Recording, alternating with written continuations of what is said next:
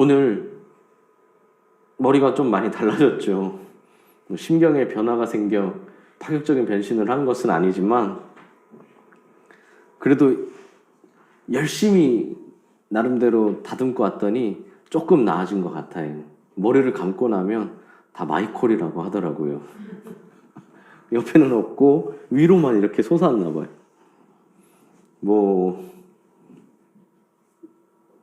마이콜로 하고 올까 그렇게도 생각을 했는데 설교 웃으시는데 도움이 될 수 있을까 그런 생각도 했지만 어쨌든 마음을 열 수 있다면 우리 무엇이든 참 좋은 것 같습니다. 그러므로 오늘도 주님을 향하여 활짝 열린 마음으로 말씀에 아멘으로 화답하는 시간이 되시길 소망합니다. 마태복음 8장에는 예수님의 치유 사건이 여러 개 기록되어 있는데요. 그 중에 오늘 본문은 백부장. 근데 백부장이 아니라 사실은 백부장의 하인이 치유받는 사건이 나옵니다. 누가복음에서도 볼 수 있는 이 장면은 이방인이었던 백부장의 훌륭한 믿음을 볼 수 있는데요. 오늘 말씀을 읽고 들으며 중심되어야 할 포인트들은 백부장이 유대인이 아니라 이방인이었다는 것, 그의 겸손과 믿음, 그리고 예수님의 반응, 말씀의 능력 등을 들어볼 수 있는데요. 우리 함께 살펴보며 예수님이 주시는 교훈을 배우고 그리고 실천하는 우리가 되기를 소망합니다. 가버나움에 들어오신 예수님을 만난 백부장은 예수님을 향해 주라고 부릅니다. 백부장은 100명의 군인을 거느릴 수 있는 지휘관으로서 공식적인 지위와 권세를 가지고 있는 사람이었죠. 그런 그가 공식적인 힘이, 공식적인 지위가, 공식적인 권세가 아무것도 없었던 예수님에게 주여라고 부른 것은 매우 놀라운 일입니다. 단지 예수님을 향해 공손하게 예의를 갖춘 것만이 아니죠. 그는 다스리는 권세를 가진 사람이었기 때문입니다. 당시의 로마 군인들은 주로 이방 용병들로 구성되어 있었지만, 그러니까 로마인들이 아니라 이방 용병들로 군인들이 구성되어 있었는데요. 하지만 장교급들은 로마인으로 그리고 엘리트들로 구성되어 있었습니다. 백부장은 장군은 아니지만 그래도 장교급이죠. 그런 그가 예수님을 자신의 주인으로 고백한 겁니다. 로마의 엘리트였던 사람이에요. 게다가 치료해 주기를 간구한 대상은 자기 자신이 아니라 그의 하인이었죠. 물론 하인이라고 표현되어 있긴 하지만 정확히 말하면 그 집안의 대를 이을 상속자 혹은 집안 살림을 총괄하고 있었던 청지기를 의미합니다. 근데 예수님이라서 낮춰 불러서 하인이라고 한 것이죠. 아마 자기 자신처럼, 자기 자신의 아들처럼, 백부장이 자기 아들처럼 여기고 있었던 청지기였거나 혹은 실제로 아들로 입양을 한 청지기였을 가능성이 높습니다. 자신에게 너무나 소중한 사람이었기에 자기 체면이고 뭐고 다 내려놓고 그렇게 예수님께 낮은 자세로 갈 수 있었지라고 이해할 수도 있지만, 그럼에도 백부장이 직접 예수님을 주님이라고 부르며 간청하는 것은 결코 쉬운 일이 아니었습니다. 백부장의 요청은 간단합니다. 중풍병으로 몹시 고생하고 있는 자신의 하인을 치료해달라는 것이죠. 예수님의 대답도 간단합니다. 내가 가서 고쳐주리라. 예수님이 직접 가서 고쳐주시겠다고 합니다. 내가 가서 고쳐주신다는 말씀은 예수님이 다른 능력이나 어떤 기술, 어떤 의학으로 고쳐주신다는 것이 아니라 예수님이 직접 병을 고쳐주시겠다고 선언하시는 말씀이죠. 그 어떤 질병이든 말입니다. 예수님은 자신의 이름으로 병 고치는 권세를 행하실 수 있는 하나님이시라는 걸 은연중에 드러내신 겁니다. 그러므로 우리도 무슨 일이든지 언제든지 우리 주님께 간구해야 합니다. 하나님의 축복을 누리려면, 풍성하게 누리려면 기도해야 합니다. 기도할 때 영혼이 잘 되고 범사가 잘 되고 강건해지는 복을 누릴 수 있습니다. 그러므로 기도하는 우리 성도님들이 되시길 소망합니다. 그런데 고쳐주신다는 응답을 들은 백부장의 대답이 조금 의외입니다. 뭐라고 하나요? 주여, 내 집에 들어오심을 나는 감당하지 못하겠습니다. 이는 두 가지 측면에서 이해할 수 있습니다. 조금 이상하잖아요. 그렇죠? 고쳐달라고 했는데 직접 가서 고쳐주겠다 했는데 주님 제 집에 들어오는 건 좀 안 되겠습니다. 한 가지는 겸손입니다. 말씀 그대로 백부장은 자기 자신이라는 존재가 주님이 자신의 집에 들어오실 만한 가치가 없는 사람이라는 거죠. 감히 감당하지 못하겠다는 겁니다. 자신은 물론 백부장이지만 그런 백부장이라는 세상의 지위와 권세는 예수님 앞에 아무 소용, 아무 의미가 없다는 것이죠. 그만큼 주님을 믿고 있고 또 주님을 높이고 있는 겁니다. 다른 하나는 배려입니다.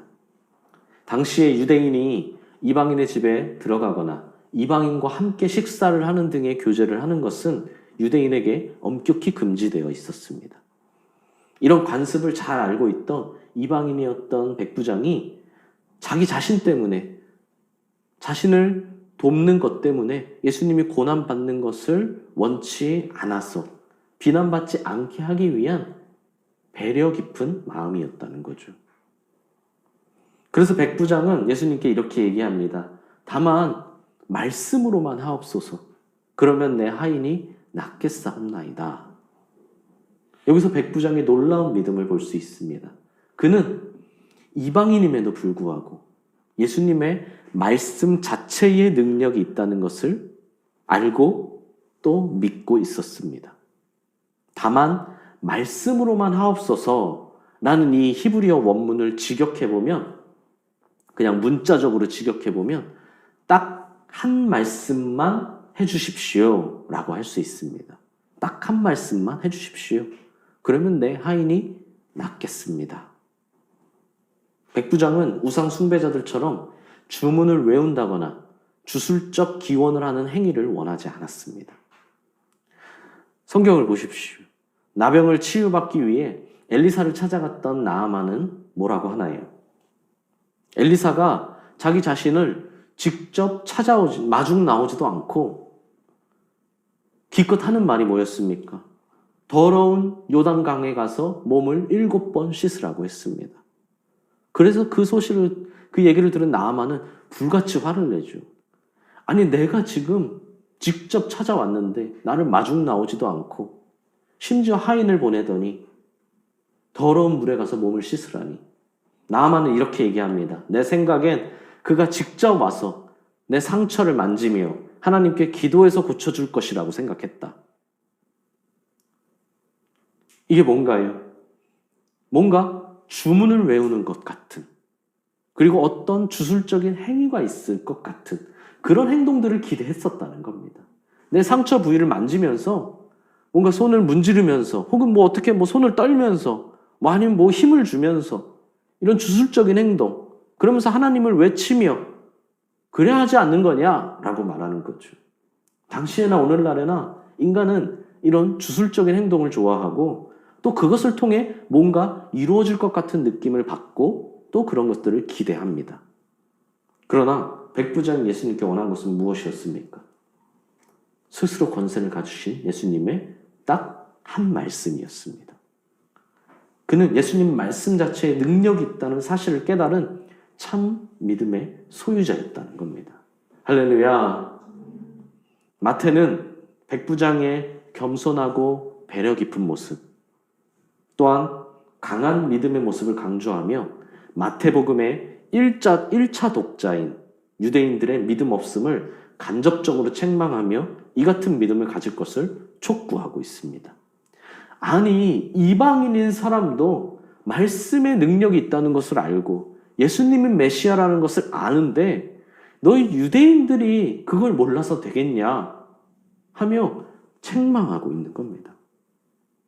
이는 우리도 마찬가지죠. 우리가 살다가 어려움을 만났을 때 우리가 주님에게 원하는 것이 무엇입니까? 우리가 원하는 것이 무엇이든, 우리가 생각하는 해결 방법이 무엇이든 결국 모든 것은 주님의 말씀 안에 있고 말씀으로만 모든 것이 이루어질 수 있다는 것을 믿어야 한다는 겁니다. 이것이 예수님이 바라시는 믿음, 예수님이 칭찬하시는 믿음입니다. 오늘 우리는 백부장이 예수님께 간절히 원했던 것은 딱 예수님의 딱 한 말씀이었다는 것을 명심해야 합니다. 그럼 우리가 예수님께 구해야 할 것이 무엇인지, 우리 앞으로 내 평생에, 내 인생에서 무엇을 구하며 살아야 하는지, 우리 인생의 필수 요소가 무엇인지를 명확히 알 수 있을 겁니다. 그리고 백부장이 이어서 말하죠. 9절을 함께 읽어보겠습니다. 9절입니다. 시작. 나도 남의 수하 있는 사람이요 내 아래에도 군사가 있으니 이더러 가라 하면 가고 저더러 오라 하면 오고 내 종더러 이것을 하라 하면 하나이다. 아멘. 백부장은 자신의 근무처인 부대로 가면 100명이나 되는 부하들이 오직 그의 명령에 따라 순종했고요. 근무가 끝나 집으로 가면 역시 수많은 종들이 오직 그를 위해 순종하고 명령을 지켰습니다. 그는 이렇게 큰 권세를 가졌음에도 교만하지 않고 예수님은 자신과는 비교도 할 수 없는 위대한 권세를 가지신 분이라는 걸 알고 은혜를 구했죠. 실제로 그는 자기의 부하들이나 종들에게는 어떤 명령이든지 내려서 복종시킬 수 있었지만 자신의 하인이 아픈 데에 대해서는 그 질병을 치유하기 위해선 아무런 권세를 행할 수 없었습니다. 세상에서는 그렇게 떵떵거리며 그렇게 모두의 고개를 숙이게 하고 허리를 숙이게 하는 권세가 있었지만 그 작은 질병 앞에 아무것도 할 수 없었다는 것이죠.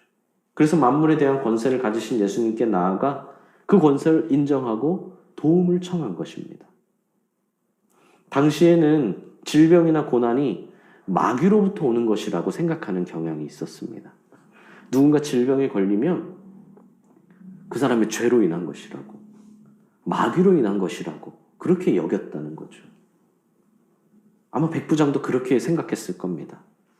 근데 그것이 오히려 그의 믿음을 발휘하게 했죠.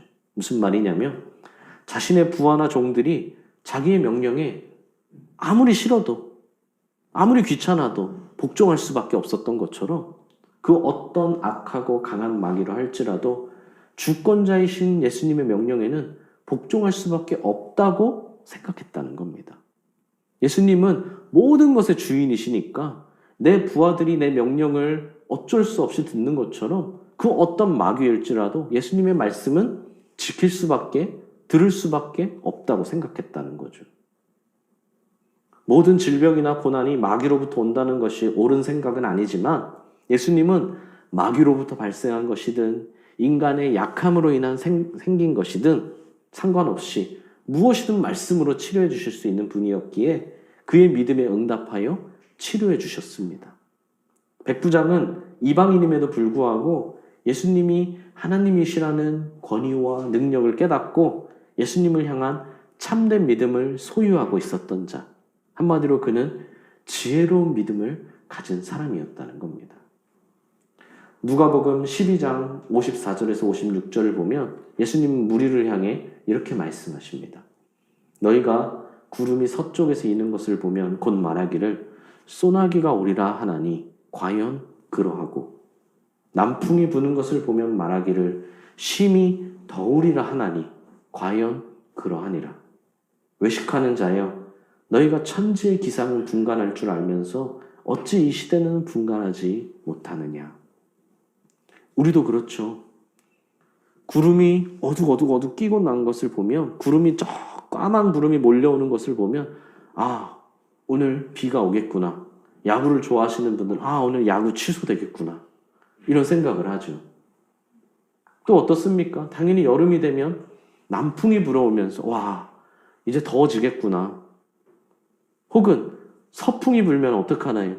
야, 오늘 공기가 별로 안 좋겠구나. 황사가 심하겠구나. 이걸 예상하잖아요.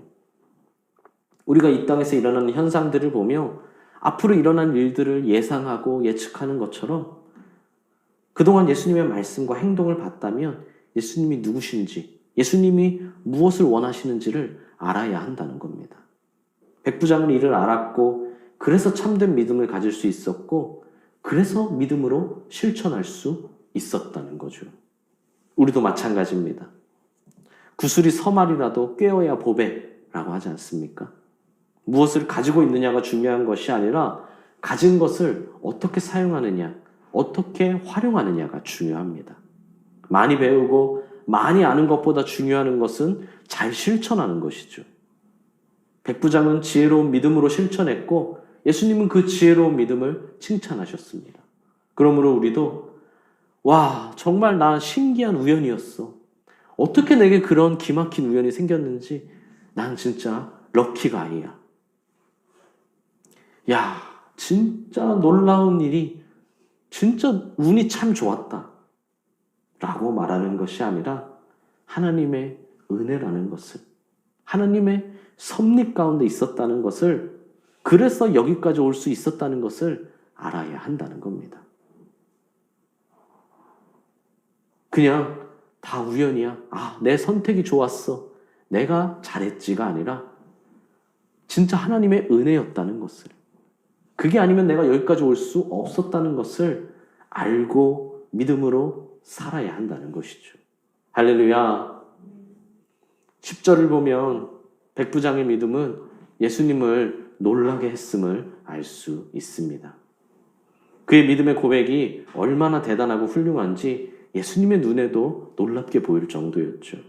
예수님은 이스라엘 중 아무에게서도 이만한 믿음을 보지 못하였노라 라고 하십니다. 그리고 놀라운 믿음을 가진 백부장과 아브라함의 자손임에도 믿음 없는 자들을, 놀라운 믿음을 가진 백부장과 아브라함의 자손들을, 믿음 없는 아브라함의 자손들을 대조하시죠. 믿음은 혈통에 의해 좌지우지되는 것이 아니라 지식이나 성품에 의해 갈리는 것이 아니라 오직 복음을 받아들이느냐, 받아들이지 않느냐에 따라 좌우된다는 겁니다. 마태복음을 읽고 있는 1차 독자인 유대인들은 예수님의 말씀을 듣고 깜짝 놀라야만 합니다. 또한 마태복음을 배우고 있는 우리도 첫 마음으로, 첫 예수님을 믿을 때의 마음으로 돌아가 자신을 돌아봐야 합니다. 만민에게 열려있는 예수님의 구원 사역은 진실한 믿음을 가진 자만이 소유할 수 있기 때문이죠. 백부장은 구약에 대한 지식이 없었음에도 불구하고 유대인들조차 받아들이지 못했던 예수님의 메시아 되심을 믿었을 뿐만 아니라 겸손한 신앙과 더불어 말씀만으로도 하인의 병이 나을 수 있다는 예수님에 대한 확실한 신뢰가 있었습니다. 이처럼 이방인일지라도 예수 그리스도를 믿는 믿음으로 누구든지 구원받을 수 있는 것이고, 순수한 혈통의 유대인이라 할지라도 예수 그리스도를 믿지 않으면 누구든지 구원받을 수가 없죠. 이 구원의 진리가 명확하게 전달되지 않은 이 시점에 백부장은 이미 예수님을 향한 바른 믿음을 가지고 있었고, 그래서 그는 구원받을 수 있었다는 겁니다. 그래서 그 나라의 본 자손들이 바깥 어두운 데로 쫓겨나 거기서 울며 이를 갈게 되리라 라는 이 말씀은 유대인들의 선민의식을 꼬집을 뿐만 아니라 장차 예수님에 대한 믿음이 유대인이라는 혈통적인 한계를 넘어 온 세계로 퍼질 것이라는 것을 예언하고 계신 말씀입니다. 이런 백부장의 훌륭한 믿음은 예수님께 극찬을 들었고 결국 그 믿음대로 하인의 병이 치유되는 결과를 가져옵니다. 복음서를 보면 사실 예수님이 웃으시는 장면보다는 예수님이 분노하시고 슬퍼하시는 장면이 좀 더 많이 나옵니다. 복음서를 읽다 보면 예수님이 참 힘든 삶을 사셨다는 걸 알고 있으면서도 예수님이 웃으시는 장면을 별로 찾을 수가 없어요. 안타까운 일이죠. 그만큼 인간의 타락한 본성과 행동으로 인해 그것들을 깨트리며 생명을 전하기 위해 예수님이 얼마나 고군분투하셨는지를 알 수 있죠. 그런데 오늘 본문에서만큼은 아마 예수님이 활짝 웃으셨을 것이라고 생각합니다. 아마 그동안 쌓였던 예수님의 피로가 한순간에 싹 날아갔을지도 모릅니다. 육체적인 피로가요. 물론 예수님이 활짝 웃으셨다는 말씀은 우리 본문에는 없지만 백부장의 놀라운 믿음을 보시고 놀라시며 그를 칭찬하시며 아마 활짝 웃으셨을 겁니다. 이렇게 예수님을 기쁘게 해드린 신앙이 무엇이었습니까? 말씀을 확신하는 신앙이었습니다. 할렐루야. 사람들은 신비한 체험을 한 사람, 그런 사람들을 좋은 신앙 혹은 큰 신앙을 가졌다고 여기는 경향들이 있습니다. 막 죽다 살아난 사람, 뭐 사업이 망하다가 대박 터진 사람, 스스로도 자기가 놀라운 체험을 좀 해봐야지만 내가 은혜를 받았고 내가 복받은 사람이라고 여기는 경향들이 있죠. 특별한 체험을 하지 않으면 왠지 좀 쑥스럽기도 합니다. 은혜 받은 걸 나누세요 하면 나는 별게 없는데 그걸 창피해하는 사람도 있죠. 그러나 전혀 그렇지 않습니다. 예수님은 보지 못하고 믿는 자들은 복되도다 라고 하셨죠. 진짜 좋은 신앙이란 성경에 기록된 말씀을 확신하는 신앙입니다. 주님이 표적을 보여주시는 근본적인 이유가 무엇인가요? 여러 가지 표적들을 보여주신 근본적인 이유는 결국 말씀을 믿게 하기 위해서입니다. 그런데 표적이 없이도 말씀을 믿는다면 이야말로 최고의 신앙을 가진 사람이라는 것이죠. 기적을 체험해야 성숙한 성도가 아니라 말씀을 확신하는 성도가 성숙한 성도요, 온전한 믿음이라는 겁니다. 이방인은 백부장의 신앙은 예수님을 활짝 웃게 만들었지만 정작 최측근이었던 제자인 도마의 신앙은 그렇지 못했다는 거죠. 그럼 우리는 어떤가요? 예수님을 환하게 웃게 만드는 신앙의 소유자들이 되시길 바랍니다. 주님이 웃으셔야 나도 웃을 수 있다는 것을 확신하시길 바랍니다. 사랑하는 수원동행교회 성도 여러분, 결국 백부장의 하인은 즉시 그리고 깨끗이 치료받았습니다. 예수님은 너의 소원대로 되라, 너의 상상대로 되라, 너의 욕망대로 되라 라고 하지 않으셨고 너의 믿음대로 되라 라고 하셨죠. 믿음으로 말미암아 하인이 치료받았다는 겁니다. 여기서 우리는 무엇을 알 수 있습니까? 성도는 믿음으로 말미암아 사는 존재라는 겁니다. 동물은 철저히 본능을 따라 살아가죠. 세상 사람들은 철저히 이성과 욕망으로 살아갑니다. 그러나 주님은 우리에게 하박국에게 말씀하셨던 것처럼 성도는 오직 믿음으로 말미암아 살아라 라고 말씀하십니다. 성도는 믿음으로 말미암아 사는 존재이며 믿음으로 살아야지만 성도라고 할 수 있다는 거죠. 본능이나 이성으로든 다른 그 어떤 것으로든 절대 천국에 갈 수 없다는 겁니다. 오직 진리의 말씀을 믿는 믿음으로만 갈 수 있고 반드시 이 믿음이 있어야 합니다. 사탄이 누구입니까? 사탄은 믿음을 상실한 천사입니다. 아무리 천사일지라도 믿음을 상실하는 순간 사탄이 되는 거죠. 그래서 직접적으로는 제가 말하지 않아도 우리 주변에 단 한 사람을 잃지 않기 위해 기도하고 권고하는 겁니다. 본능과 이성으로 좋은 말로 할 때 세상을 향한 꿈에 빠져 사는 성도를 보면 안타깝다는 거죠. 우리는 그를 위해 같이 기도하고 권고해야 한다는 겁니다. 믿음을 따라 생각하고 믿음을 따라 말하고 믿음을 따라 행동하시길 바랍니다. 이것이 성령님을 위하여 심는 것이고 성령님으로부터 거두는 것이며 주님과 항상 동행하는 삶인 줄 믿습니다. 무엇보다 믿음대로 되는 것이 신앙의 원리입니다. 믿음과 하나님의 능력은 밀접한 연관이 있다는 거죠. 하나님의 능력은 우리가 믿는 만큼 우리의 믿음에 비례해서 나타난다는 겁니다. 우리가 너무나 잘 아는 유머가 있지 않습니까? 어느 날 예수님이 제자들에게 말씀하셨습니다. 얘들아, 내일은 소풍을 갈 테니까 가져올 수 있는 가장 큰 돌을 가져오거라. 다음날 베드로는 엄청나게 큰 돌을 낑낑거리며 가져왔지만 유다는 주머니에 그냥 조약돌 몇 개만 가져왔습니다. 목적지에 도착하자 예수님이 말씀하시죠. 얘들아, 돌들을 내려놓고 앉아라. 제자들이 돌들을 내려놓자 예수님이 기도하십니다. 그러자 돌이 빵으로 변하죠. 예수님이 자, 먹자. 베드로는 그 커다란 빵을 배불리 맛있게 먹었지만 유다는 빵 조각만 두세 조각 먹고 하루 종일 쫄쫄 굶었습니다. 며칠 뒤에 예수님이 또 말씀하셨죠.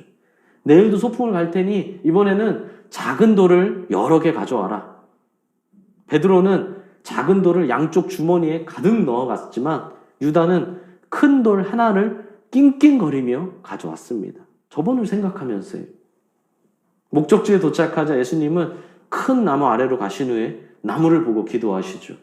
그러자 갑자기 나무에 빵이 주렁주렁 달립니다. 얘들아, 가지고 온 돌을 던져서 따먹어라.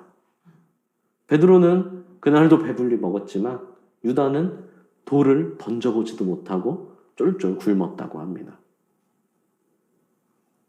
우리가 예수님의 말씀을 그대로 믿으면 말씀 그대로 이루어질 것이고 절반만 믿으면 절반의 능력으로 아예 믿지 않으면 절대 말씀대로 이루어지지 않습니다. 온전히 믿을 때 온전히 능력이 나타난다는 겁니다. 그러므로 하나님의 능력을 체험하려면 그만큼 큰 믿음을 준비해야 합니다. 하나님이 아무리 크신 계획과 능력을 준비하고 계셔도 우리가 믿지 않으면 아무 소용이 없다는 거죠. 무엇이든 반드시 믿음대로, 말씀대로 되기 때문입니다. 이를 확실히 믿으십니까? 믿음대로 이루어주십니다. 물론 예수님이 인정하시는 믿음을 말합니다. 백부장을 보면 우리가 볼 때 그의 소망은, 그의 믿음은 왠지 굉장히 사적인 것처럼 보입니다. 그러나 당시의 상황과 특수성을 생각해 보면 백부장의 믿음은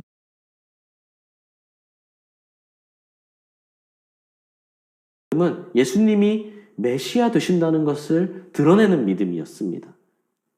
그래서 예수님께 인정받고 칭찬받았으며 예수님을 활짝 웃으시게 하는 믿음이었고 그래서 믿음대로 이루어졌죠. 우리도 마찬가지입니다. 우리가 가지고 있는 상황은 다 다릅니다.